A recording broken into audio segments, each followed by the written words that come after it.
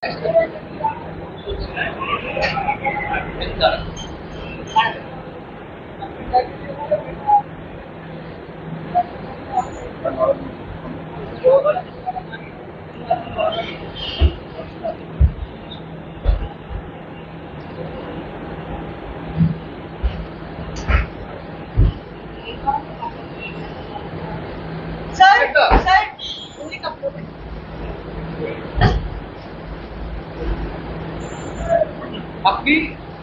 রদবদলের প্রস্তাব জমা দিয়েছিলেন সেপ্টেম্বর মাসে। অবশেষে সেই রদবদল হয়েছে।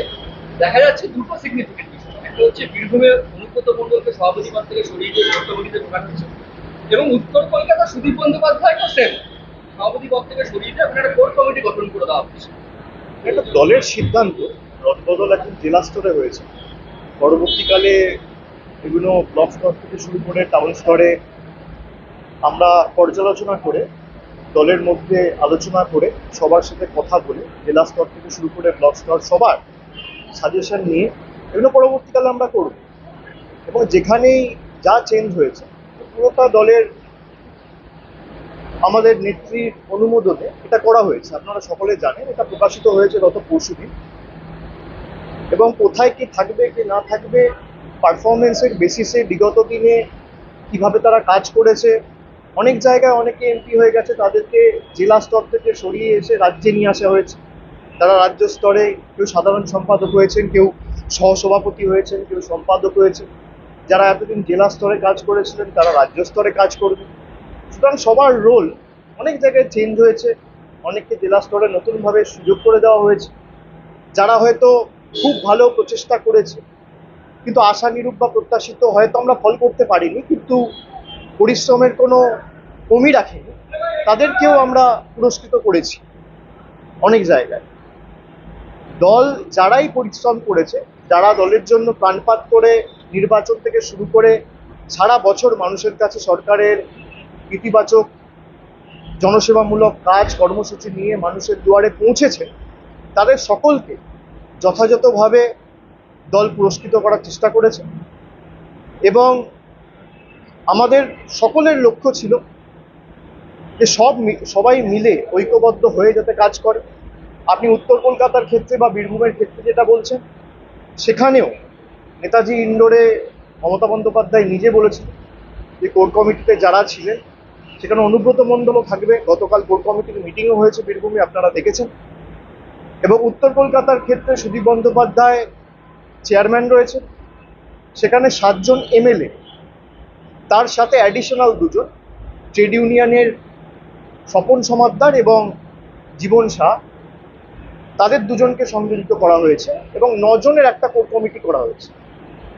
9 জনের কোর কমিটি করে সুদীপ বন্দ্যোপাধ্যায়কে চেয়ারম্যানের দায়িত্বে রাখা হয়েছে। তারা সবাই মিলে যৌথভাবে কথা বলে, প্রত্যেকটা এমএলএ রিপ্রেজেন্টেশন যদি থাকে তাহলে সবাই মিলে টিম ওয়ার্ক করে কাজ করবে। এতে কার ক্ষমতা খর্ব হলো, কাকে বেশি পুরস্কৃত করা হলো, এটাকে এভাবে দেখা ঠিক নয়। বীরভূমের ক্ষেত্রে দেখা গেল কোর কমিটি ইতিমধ্যে বৈঠক করেছে, কিন্তু উত্তর কলকাতায় একটা আরে হবে, 2 দিন আগে 48 ঘন্টা হয়নি। আসলে আপনাদের এক্সপেকটেশনটা তৃণমূলের কাছ থেকে এত হাই হয়ে গেছে যে একটা কমিটি রিলিজ করার পর আপনারা চান 24 ঘন্টার মধ্যে একটা বৈঠক হবে। এবার কেউ কোন প্রান্তে রয়েছে, কেউ রয়েছে কলকাতায়, কেউ রয়েছে কোনো জেলায়, কেউ গেছে কোনো তীর্থস্থান ভ্রমণে, সবাইকে তো 1000 তলায় আসতে 2 দিন টাইম লাগে। তো নিশ্চিতভাবে বীরভূমে যেমন গতকাল হয়েছে, অপেক্ষা করুন, নিশ্চিতভাবে उत्तर कोलकाताতেও হবে। सर, ऑपरेशन सिंदूर के दौरान हमने देखा है कि तृणमूल कांग्रेस বিহারা শিক্ষকরা যাতে চাকরি ফিরে পান, রাজ্য সরকার সুপ্রিম কোর্টে রিভিউ পিটিশন দিয়েছে। তার সত্ত্বেও দেখা যাচ্ছে বিকাশ ভবনের বাইরে রোজ আন্দোলন, অন্যান্য সরকারি কর্মচারীদের আটকে দেওয়া। আমি একটা কথা বলি, গণতান্ত্রিক দেশে গণতান্ত্রিকভাবে আন্দোলন করা, প্রতিবাদ করা বা কোনো রকমভাবে প্রতিবাদ প্রদর্শন করার অধিকার সবার আছে। আর বাংলা বলে নয়, ভারতের যত রাজ্য আছে, ভারতের প্রত্যেকটা জায়গায় অধিকার রয়েছে। কিন্তু আমি কোনোভাবে তাদের আন্দোলনকে ছোট করব না, সে ধৃষ্টতা আমার নেই। আমি কোনোভাবে চাই না এই আন্দোলনকে রাজনৈতিক রঙে রাঙানো হোক। কিন্তু যারা আন্দোলন করছে, আমার তাদের কাছে অনুরোধ থাকবে যে আন্দোলন কখনো হিংসাত্মক হয়। আমি কিছু ফুটেজ দেখেছি, আমি কাউকে দায়ী করছি যে জোর জবরদস্তি গেট ভেঙে দেওয়া হচ্ছে, আন্দোলন কখনো উগ্র হয় না, আন্দোলন কখনো হিংস্র হয় না। গান্ধীজি অহিংসার কথা বলেছিলেন, নন ভায়োলেন্সের কথা বলেছিলেন। আমরা 100 দিনের কাজ নিয়ে দিল্লিতে আন্দোলন করেছি, বাংলা থেকে 10,000 জন গেছে।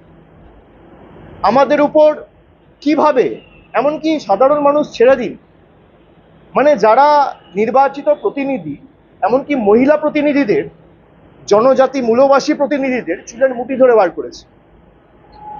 আমরা অহিংসার পথ অবলম্বন করে আন্দোলন করেছি। আমরা পরের দিন এসে রাজভবনের বাইরে ধর্ণা দিয়েছি।